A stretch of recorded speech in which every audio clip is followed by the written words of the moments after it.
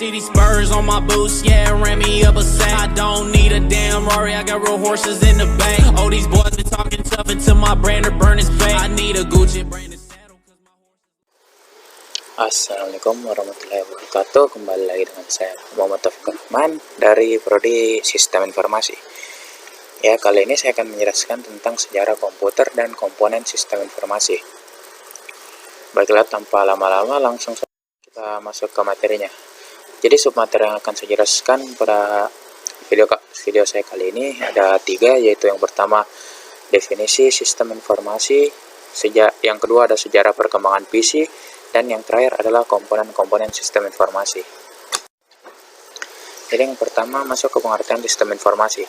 Sistem informasi adalah kombinasi dari teknologi informasi dan aktivitas orang yang menggunakan teknologi itu untuk mendukung operasi dan manajemen.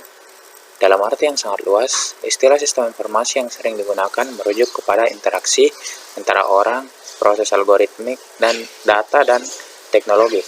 Dalam pengertian ini, istilah ini digunakan untuk merujuk tidak hanya pada penggunaan organisasi teknologi informasi dan komunikasi atau disingkat dengan TIK, tetapi juga untuk cara di mana orang berinteraksi dengan teknologi ini dalam mendukung proses bisnis.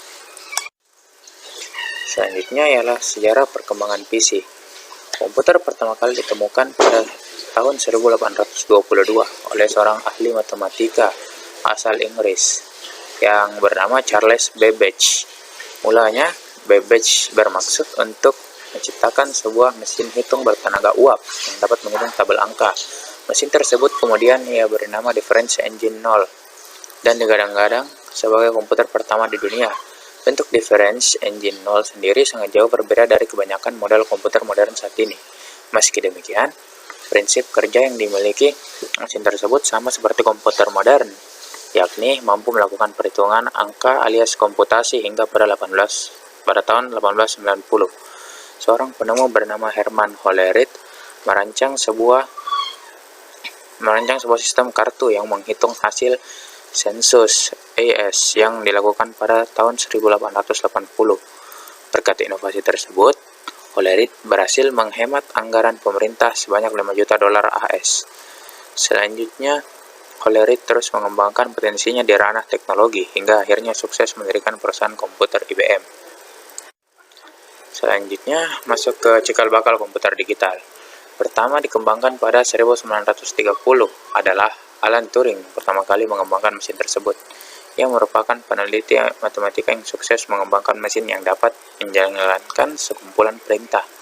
Berkat kontribusinya, mesin tersebut kemudian diberi nama mesin Turing atau Turing Machine, termasuk sebuah simulasi gagasannya yang bernama uji Turing. Komputer digital pertama dikembangkan oleh Konrad Zuse, seorang insinyur mesin asal Jerman bernama. Sebelum Perang Dunia Kedua pecah, Zuse membangun komputer digital pertama bernama Z1 yang dapat diprogram pada tahun 1936 di ruang tamu orang tuanya di Berlin. Ia merakit alat logam, pin, dan menciptakan sebuah mesin yang dapat melakukan perhitungan tambah kurang.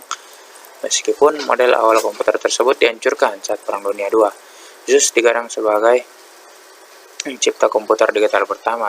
Selama Perang Dunia Kedua berlangsung, tepatnya pada 1943, John Mauchly berhasil menciptakan mesin bernama Electronic Numerical Integrator and Calculator atau disingkat ENIAC. Awal mula diciptakannya ENIAC adalah untuk membantu Angkatan Darat dalam memprediksi serangan. ENIAC sendiri dibekali dengan kemampuan analisa yang dapat menghitung ribuan masalah dalam hitungan detik. ENIAC memiliki berat hingga 30 ton dan membutuhkan ruang seluas 497 meter persegi untuk menempatkan mesin komputer tersebut. Hal ini disebabkan oleh banyaknya komponen pendukung yang dimiliki ENIAC seperti 40 lemari kabinet, 6.000 saklar, serta 18.000 tabung hampa. Baik, selanjutnya kita masuk ke lahirnya bahasa pemrograman.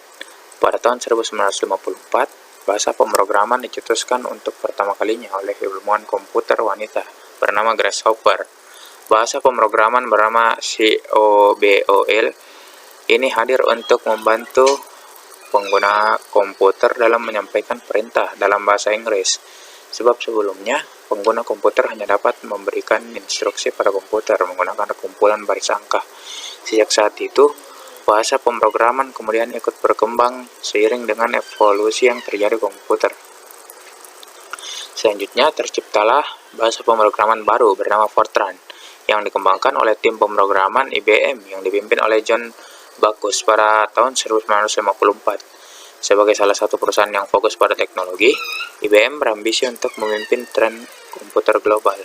Perusahaan mulai menciptakan perangkat bernama IBM 650 untuk mulai dipasarkan secara massal, sampai pada tahun 1965. Komputer dikenal sebagai alat penunjang untuk para ahli matematika, insinyur, hingga masyarakat kalangan umum.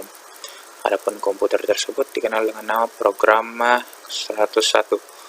Jika dibandingkan dengan ENIAC, ukuran Programma 101 terbilang jauh lebih ringkas. Komputer ini memiliki ukuran sebesar mesin tik, bobot seberat 29 kg, dan sudah dilengkapi dengan printer bawaan. Baik, selanjutnya masuk ke komponen-komponen sistem informasi. Yang pertama, hardware di sini merupakan perangkat keras yang dapat digunakan sebagai alat untuk mengakses informasi. Perangkat keras ini dapat berupa komputer, tablet, hingga smartphone. Lanjut, yang kedua ialah software. Komputer ini juga disebut sebagai perangkat lunak yang masih dibagi menjadi dua, yaitu perangkat lunak sistem dan perangkat lunak aplikasi. Yang ketiga, database. Database ini merupakan kumpulan data yang saling terhubung sehingga dapat memberikan informasi secara lengkap dan menyeluruh. Contohnya seperti catatan karyawan atau katalog produk. Yang keempat, komunikasi jaringan atau internet networking.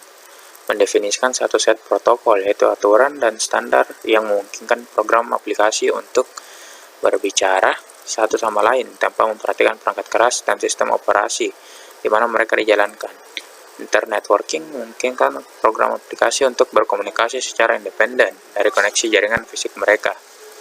Yang terakhir ada keamanan informasi. Keamanan informasi adalah bagaimana kita dapat mencegah penipuan, cheating, atau paling tidak mendeteksi adanya penipuan di sebuah sistem yang berbasis informasi, di mana informasinya sendiri tidak memiliki arti fisik. Kemungkinan adanya risiko yang muncul atas sistem tersebut. Baik, mungkin sekian yang saya dapat sampaikan pada video ini. Kurang dan lebihnya mohon dimaafkan. Terima kasih.